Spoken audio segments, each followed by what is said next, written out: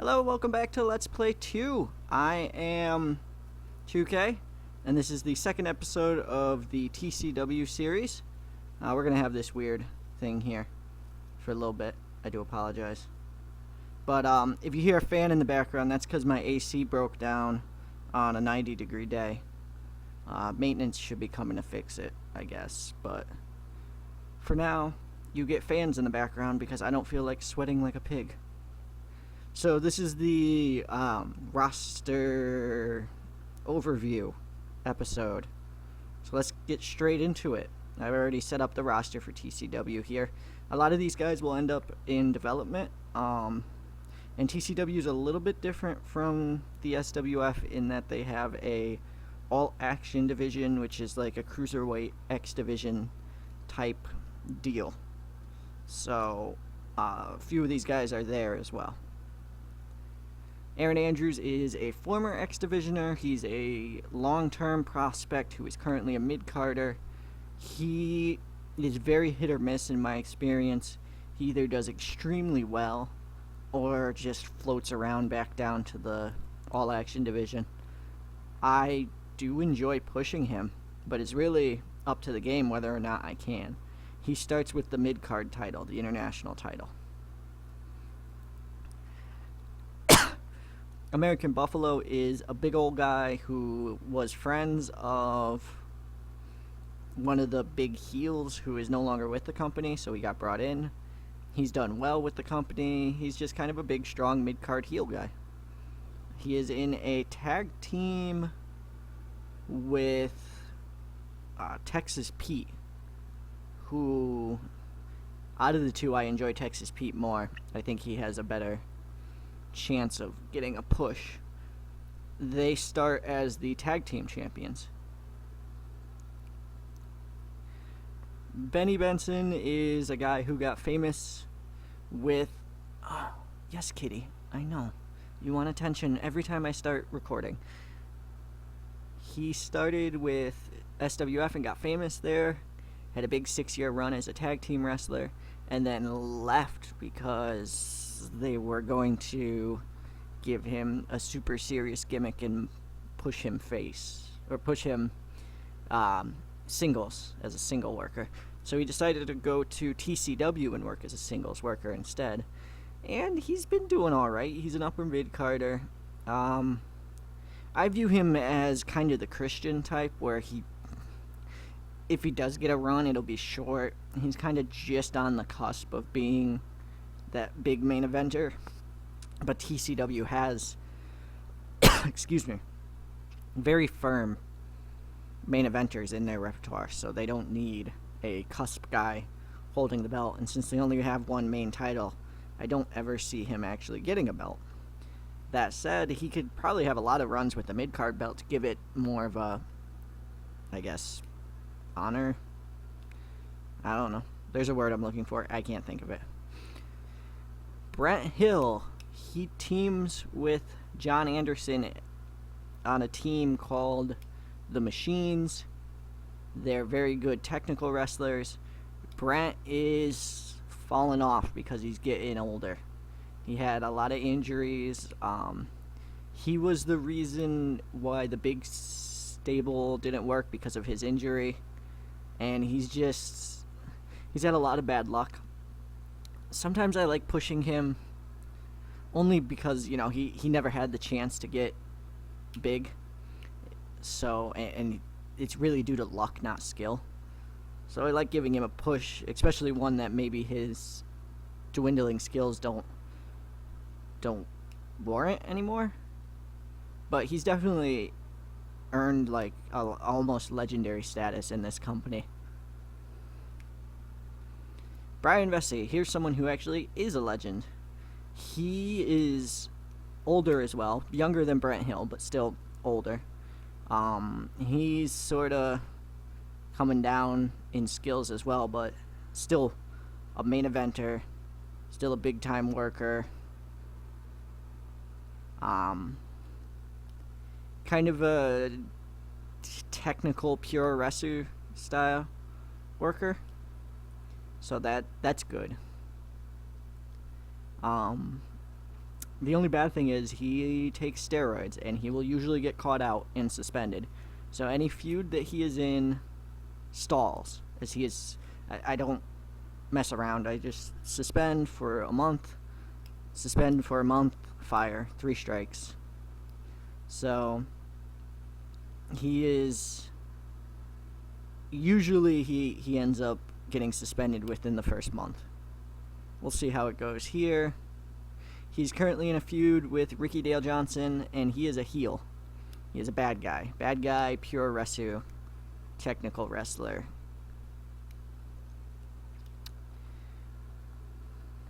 Chance Fortune teams with Aaron Andrews, another former all-action guy, slowly getting a push into the main event scene. He's a little older, so he kind of needs to get going,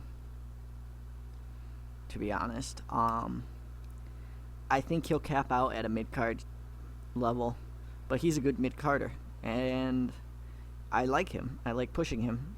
So expect to see him around the mid-card and his tag team with Aaron Andrews getting pushes a lot.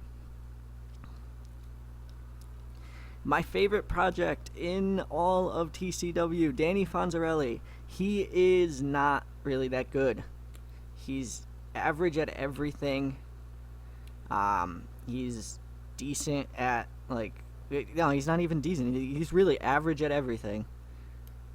However, he has this Dr. Love gimmick, which is just fun to push. And then he could become this dark, evil guy if he turns heel, which is also fun to push. So he generally gets a push. Expect him to feud with main eventers and lose mostly, but hopefully feud his way up to the main event and maybe get some title shots on free TV. He's not a pay-per-view title shot guy, but I can see him getting some title shots on TV. The only bad thing is he's 37, which means he's going to start declining soon. Ed Stone.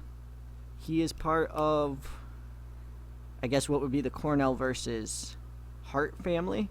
And he is the Teddy Hart of the family, just not nearly as bad. He's a high flyer as opposed to a technical wrestler. He's all right at technical wrestling, but way more of a high flyer than anything else. He is, I guess, one of the stars of the all-action division. I like putting the title on him or Freddie Huggins to start.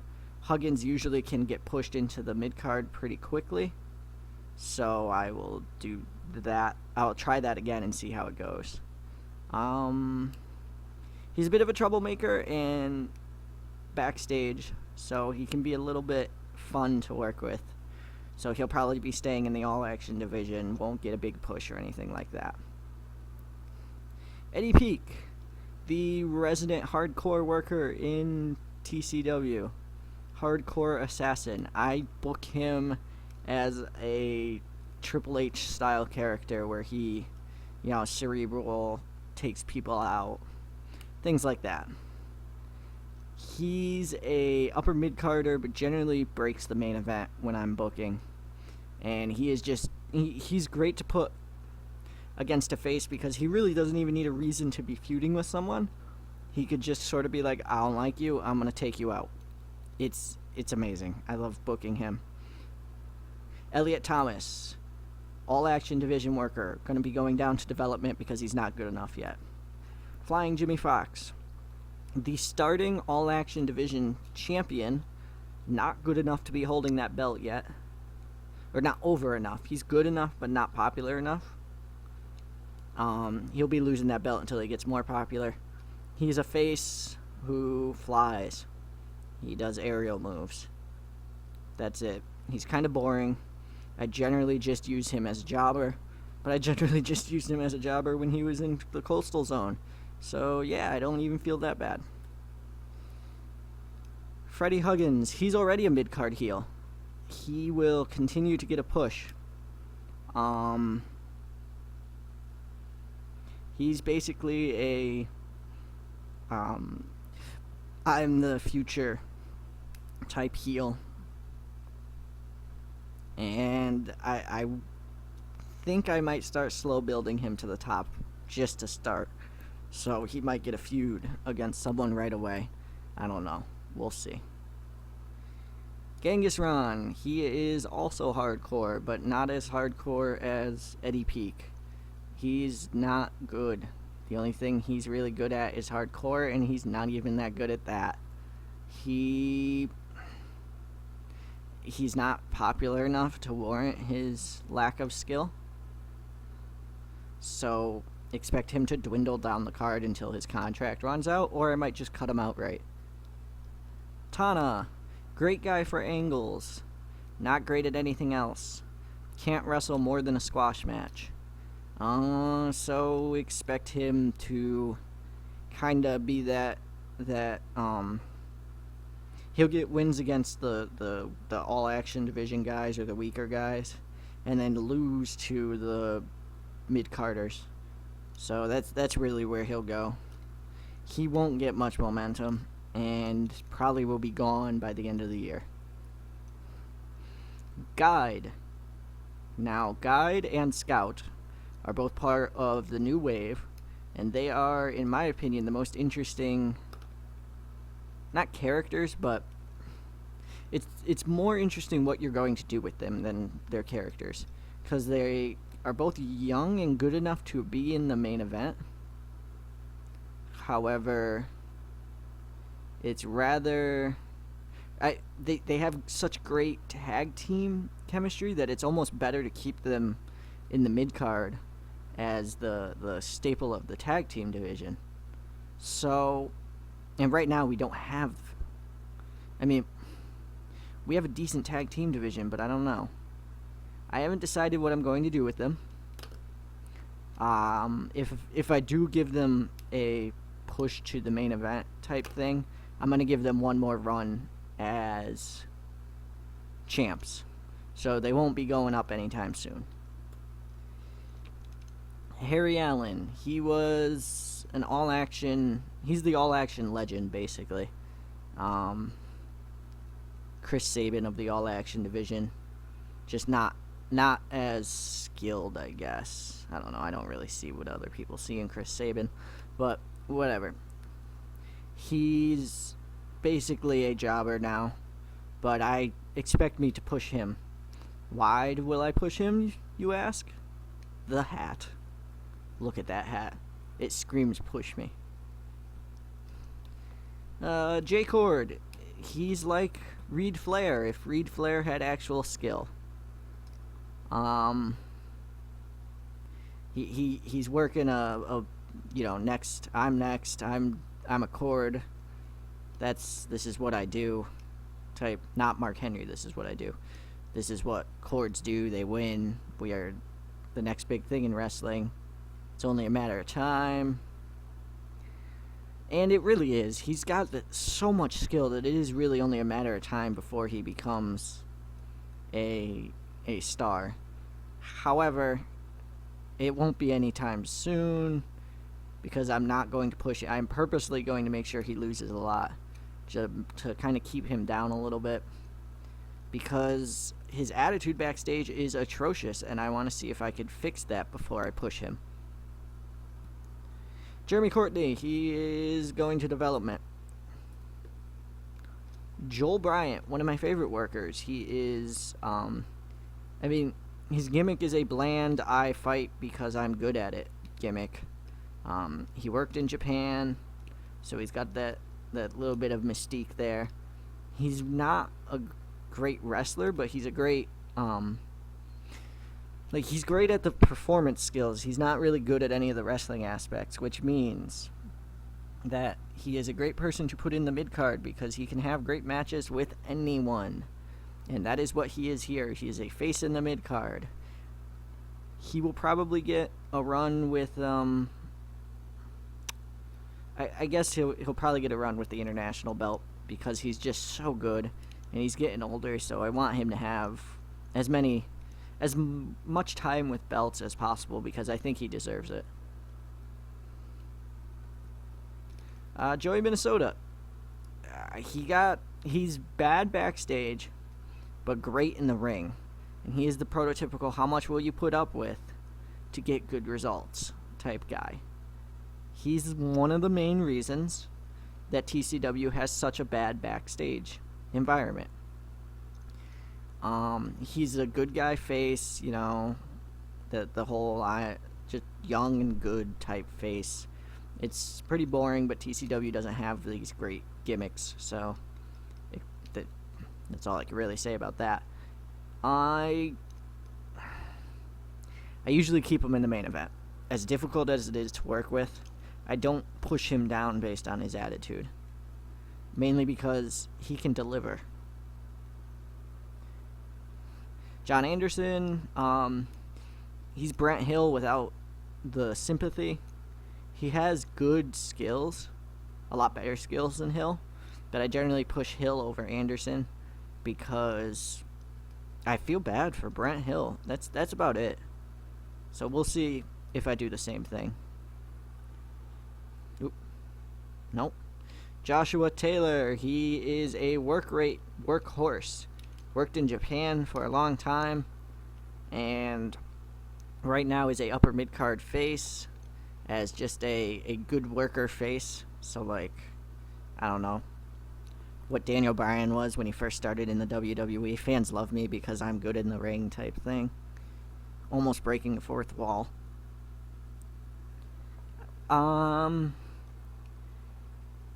I can see him name dropping a lot in Japan, being like, I worked with this Japanese legend and you're nowhere near him, so I will beat you.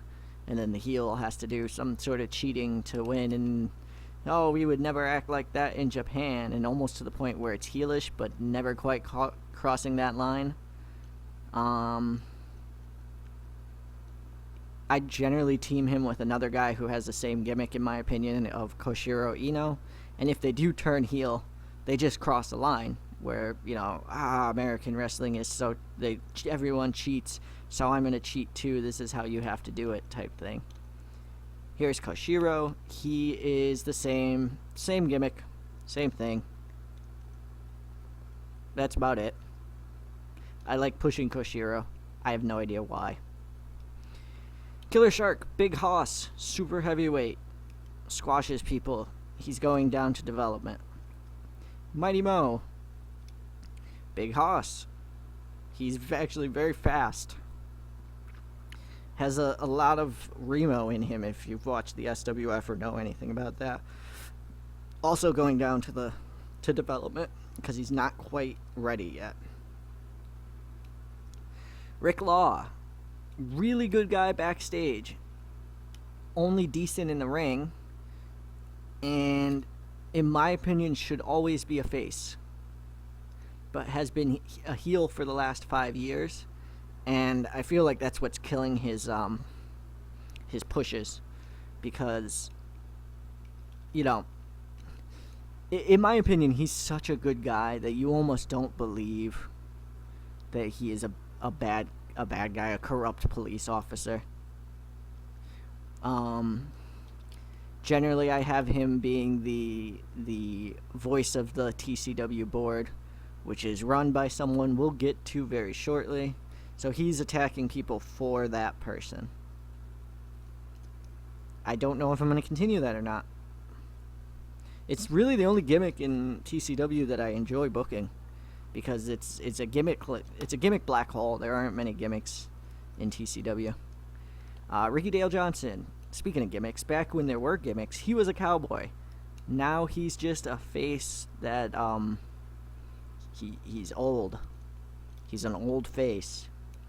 He inspires younger faces to be better. I generally book him like Ric Flair and Carlito. And that's about it. He's not great in the ring. He was a brawler who got popular because of the feuds he was in, especially against Tommy Cornell. I'm not a big fan of him. Another brawler who got popular because he faced Tommy Cornell, Rocky Golden, who has all the talents in the world, to be honest.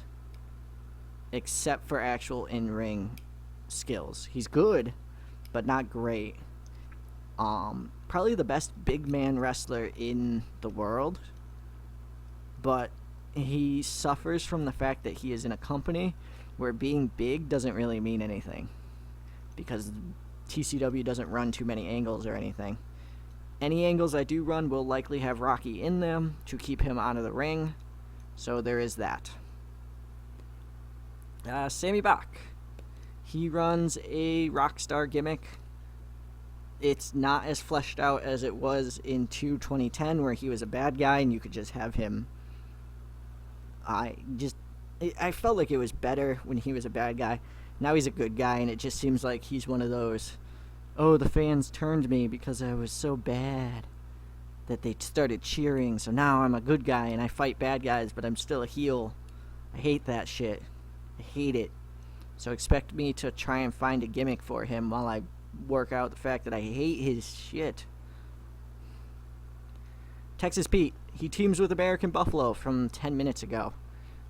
He runs a cowboy gimmick. He actually runs the cowboy gimmick, but it's very subtle in my opinion. He is, in my opinion, a perfect TCW mid-card heel, because he doesn't wrestle the way most TCW workers do. So that makes him different and bad, and boo, he's so different. So that's what I push him as. He's in a good tag team with American Buffalo. They have experience together. So expect them to kind of keep going. Tommy Cornell. He is the best worker in the game. Look at them basics. Look at that psychology. And charisma. Microphone. Resilience. Athleticism. He's consistent as hell. His technical wrestling's amazing. Brawling's amazing. He could even fucking go into the air once in a while. With all those skills, I book him like a almost like Triple H back in early 2000, if he was the owner of the company. Because in reality, Tommy Cornell is the owner of this company, and in storyline, he is as well. At least my storylines. So he sort of, he's got it all set up where his protege is the world champ, where his enforcer, who is Rick Law, takes out anyone who he doesn't like. And he just kind of wrestles when he sees fit, just to prove a point. He's not full-on Triple H as in he'll avoid wrestling, but he's better than everyone, and he lets everyone know it. And the reason he's so hated is because he can't be stopped almost. So there's that. Troy Tornado is my edge. He is, he started from all the way in the All Action division, and he went to a shitty tag team, had a shitty gimmick, ended up getting a huge opportunity, and went with it until he got a neck injury. And he sort of kind of stopped flying around after the neck injury. So I'm going to build up his brawling, and hopefully in a few years he could start winning titles. Because I really see him as a huge project of mine.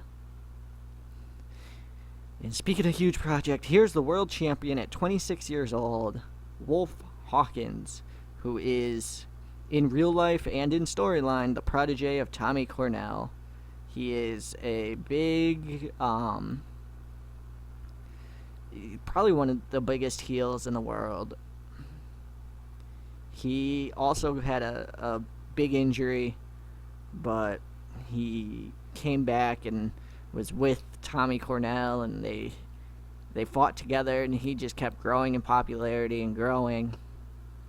He's sitting at a 77 right now, which is good, but he can keep growing, and he is the one to build the company around. He is really good in the ring. And I just kind of, right now, I'm booking him as super loyal to Tommy Cornell. There isn't really going to be that, Randy Orton, Tommy Cornell, or Randy Orton, Triple H split anytime soon. But if I ever want to have the big Wolf v. Tommy match, that's where that would go. And that would probably be the best match you could have in TCW, Wolf v. Tommy. But right now, I like Wolf as a heel. I like the dynamic between the two. So we're going to keep it. That's it for the roster. Thanks for sticking with me. If you have any favorites, anyone you would like to get pushed, leave it below in the comments. Thanks for watching, and I'll see you when we're booking the show.